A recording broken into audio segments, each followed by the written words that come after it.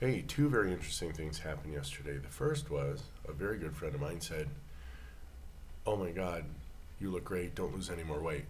Well, thank you for the compliment.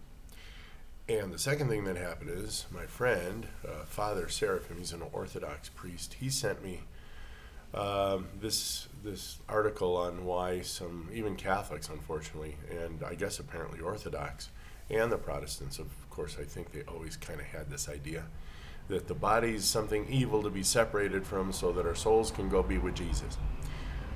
So let me tackle the first one first, and it's related.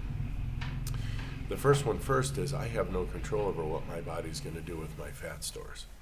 I'm a hormone-driven creature, we all are, and it says you're hungry, so I eat. The thing is that I eat the proper foods for the human hormone system. If I don't want to be in fat storage, then I won't eat huge amounts of simple sugars and carbohydrates. Those are normally reserved for the autumn time period when you had to gain a little bit of fat because you weren't going to find an animal through the winter. At least in my latitude, where my genes come from, Poland, Germany, and Ireland. It's all around 45 to 50 degrees north latitude. So at least in my case, the only fruits available to me at any time in the year, genetically, at least in the last several centuries of centuries, is pears and apples. Those tend to be abundant up in northern Europe. I also get plenty of fish and game. The reindeer and deer, and although they're rather lean, the fish are rather fatty. Fowl isn't too fatty except for ducks, but if you feed them a diet to fatten them up, then yes, they'll get some fats. So it's a give and take kind of idea. So what control do I have over my body? None. As a matter of fact, relinquishing control allowed it to finally do what it does, and I'm sure it's thanking me very much for that by giving me good feelings, excellent sleep, yada yada. Syndrome X gone, no hypertension, no insulin resistance, no arthritis, no inflammation, no uric acid, just the list goes on. And over to the theological side, see, when you were born, now everyone can argue when conception takes place, I guess. I know scientifically, biologically, we know exactly when that occurs.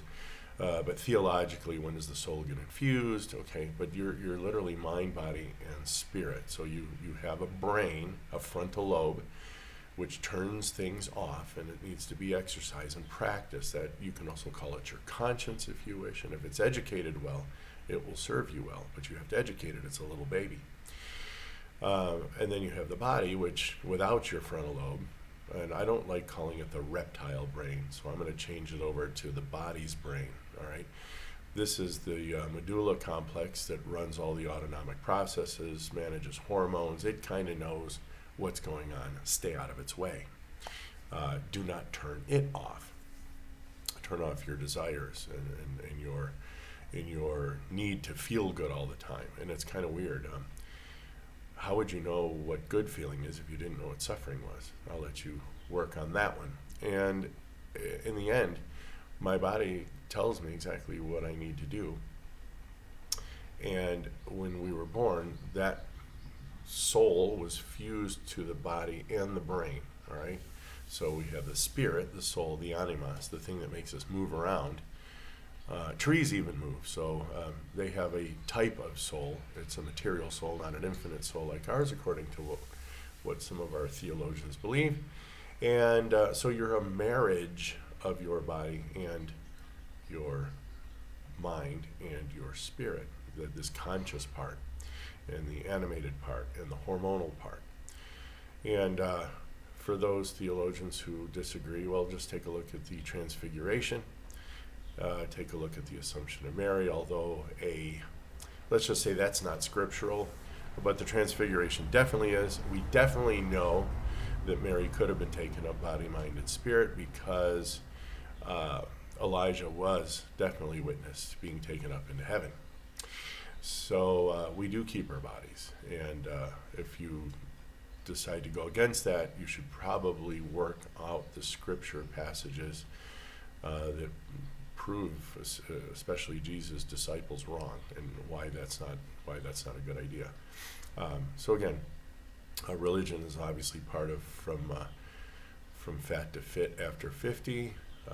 Your hormones are good with this channel, and so is our brain health. And our brain health is increased by doing exercise here and there. Walking is probably the best thing you can possibly do. And walk several times a day after meals, especially. Your body loves it. If you're going to do any strenuous exercise, which some folks say isn't quite necessary, I tend to like it for the resistance. I like it for the afterburn. I like it for the feeling. Is it absolutely required? I don't know. It seems to me that people who exercise longer keep their bones a little stronger, keep their muscles in tone, which is not a bad thing when you have to, hunt down an elk and kill it and eat it and all that kind of fun stuff. So there you have it. I do appreciate Ellen so much for, giving me compliments. There's so many evil people and trolls out there, and it's nice to know that you have friends that'll say, hey, good job, you're working it out, but Jesus, stop. And that gets into kind of the relationship with food, which I won't go into here, but I really need to do a video on that, because some people, just a little taste of a future video. My whole spiel is you shouldn't have any relationship with food. Love, hate, desire, none of it. It's a fuel source. I should have no more relationship with a piece of steak than my car would with a tank of gas. All right. Does it taste good? Does it feel good? Is it necessary? Yes, but that's the body's reward for your following it. Okay, like I said, I'm going a little farther into that than I wanted to, but at the end of the day, we have Ellen saying very nice things. There's also a reward, right, for following my body. And the theology that says we're going to be reunited with our bodies. And even the Eastern religions who believe in reincarnation, carne, body. So they do have a belief, although they want to come back here, and I frankly don't. Earth's neat. I love it. Thank you, Mama Gaia. You're my home. You're wonderful. I know you've been mistreated, and you've had your life force stolen from you thanks to Uranus, if you follow any Greek theology. But in the end, I do want to leave her in peace.